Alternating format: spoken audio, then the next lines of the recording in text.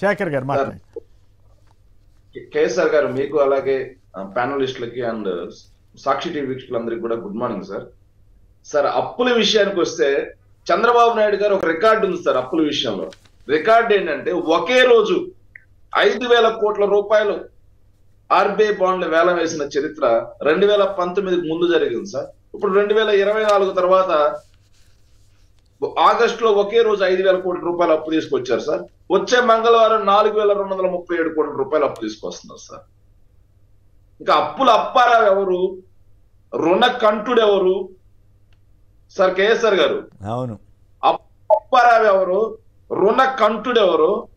ఆంధ్రాని శ్రీలంకలో ఎవరు మారుస్తున్నారు? ఆంధ్రాని మరో వెనుజులా లాగా ఎవరు మారుస్తున్నారు? ఇక ఈ ఆంధ్రజ్యోతి, ఈనాడు పేపర్లు వచ్చేయాలి సార్. సార్ చూస్తున్నాను సార్, ఆంధ్రజ్యోతి, ఈనాడు పేపరు మీరు మొదటి పేజీ చూస్తున్నారేమో సార్. కొంచెం ఓపిక తెచ్చుకొని మరి. లేదు, నా వల్ల కాదు, మీరేమనుకోవద్దు, నా వల్ల కాదు. నాకు ఈ వయసులో బీపీలు ఇవన్నీ చేసి ఇబ్బంది ఎక్కడ పడేది నాకు అసలు. నేను ఆ రెండిట్లో పనిచేశాను. ఈ స్థాయికి దిగదారిపోతే నేను ఊహించలేకపోయాను, దురదృష్టం. అందుకని ఇవి అవసరం కోసం ఫస్ట్ పేజ్ వరకు చూస్తున్నాను తప్పితే, మీకు ఓపిక ఉన్నాళ్ళు చూడండి, ఆ బీపీ తెచ్చుకోకుండా చూడండి, ఏమిటి దరిద్రం అని మీరు అనుకోకుండా చూడండి.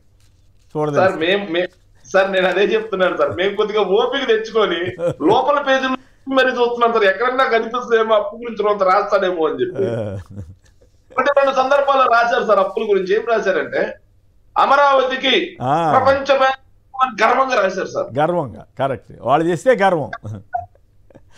14,500 కోట్ల రూపాయలు అమరావతికి రుణం వస్తుంది అని చెప్పి గర్వంగా రాశారు సార్. తర్వాత ఇంకోసారి కూడా రాశారు సార్. ఏం రాశారంటే అమరావతికి హట్కో రుణం 16,000 కోట్ల రూపాయలు అని రాశారు సార్. అవును. సో దాని ఇంట్రెస్ట్ రేట్ ఎంత అని రాయరు సార్. తిరిగి చెల్లించాల్సినప్పుడు రాష్ట్ర ప్రభుత్వం మీద పడే భారం ఎంత అని రాయరు సార్. కానీ అమరావతికి వస్తుంది. ఇప్పటికి అమరావతి పేరు మీద తీసుకొస్తున్నటువంటి అప్పు ప్రపోజల్ 30,000 కోట్లు దాటిపోయింది సార్. ఎవరు కట్టాలి సార్ ఈ అప్పు అంతా? కేవలం అమరావతి ప్రాంతంలోని ప్రజలే కడతారా, రాష్ట్ర ప్రజలందరూ కట్టాలా? వీళ్ళు తీసుకొస్తున్నటువంటి కేవలం మార్కెట్ బాండ్ల వేలం ద్వారా తీసుకొస్తున్నటువంటి అప్పు 30,000 కోట్ల రూపాయలు అవుతుంది సార్. ఈ నెల జరిపేసరికి 5 నెలల్లో 30,000 కోట్ల రూపాయల అప్పు అంటే సంవత్సరానికి 1,50,000 కోట్ల రూపాయల అప్పు లేకుండా వీళ్ళు నడిపే పరిస్థితి లేదు. ఇదే సార్ సంపద సృష్టి అంటే?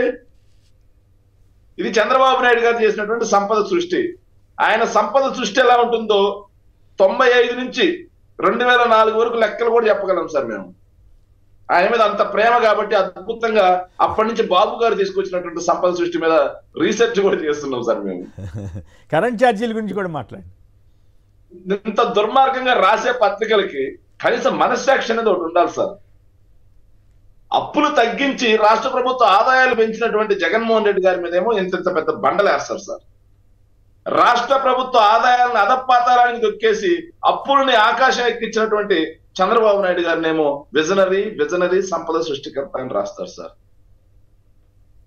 తమ ప్రాపకం కోసం, తమ లబ్ధి కోసం ఆంధ్ర రాష్ట్ర ప్రజల్ని మోసగించేలా ఎంతటి తప్పుడు రాతలు రాయడానికైనా సిద్ధంగా ఉండే వాళ్ళకి నిజంగా రాష్ట్ర ప్రజలు ఏదో రోజు బుద్ధి చెప్పే పరిస్థితి వస్తుంది సార్.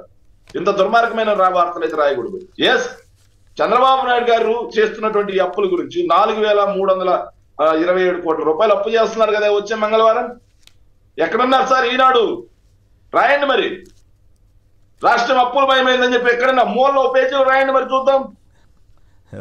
ఏమన్నా కృష్ణ గారు ఆంధ్రజ్యోతి పేపర్లో రాయండి సార్. ఓ మూల రాయా చాలు.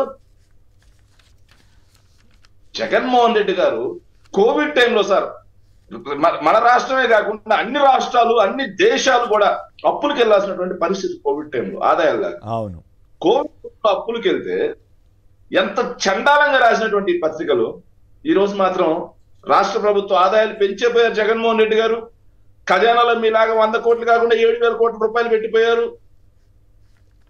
ట్యాక్స్ డివల్యూషన్స్ వచ్చాయి, రాష్ట్ర ఆదాయం పెరిగింది. కానీ మీరు మాత్రం సంక్షేమ పథకాలు ఏమి అమలు చేయరు. అన్నిటినీ గుండు సున్నా కోతే.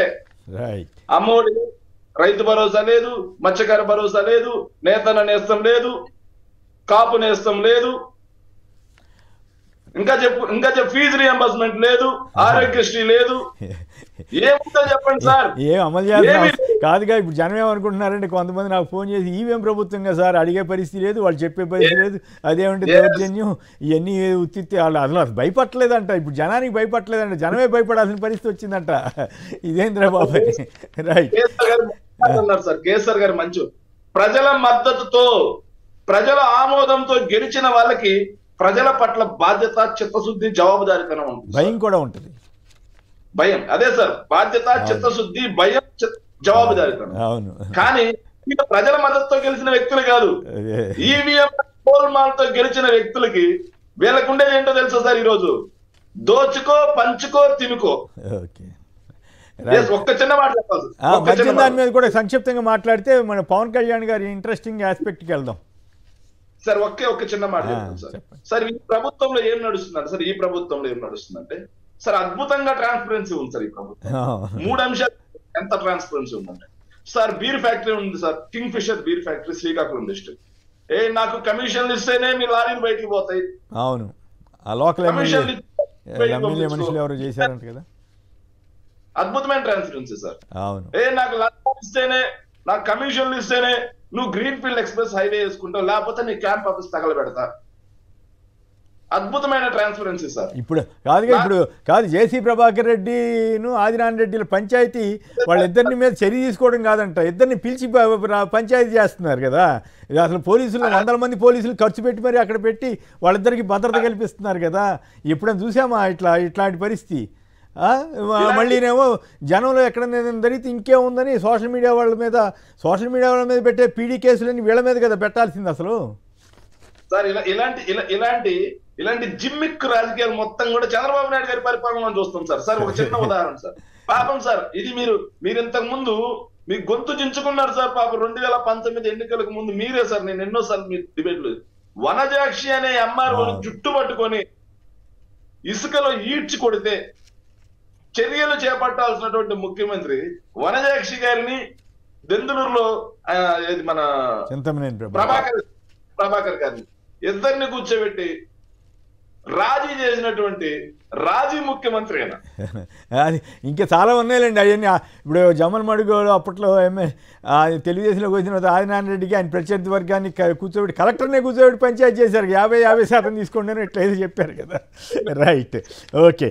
సో కంప్లీట్ అయింది కదా.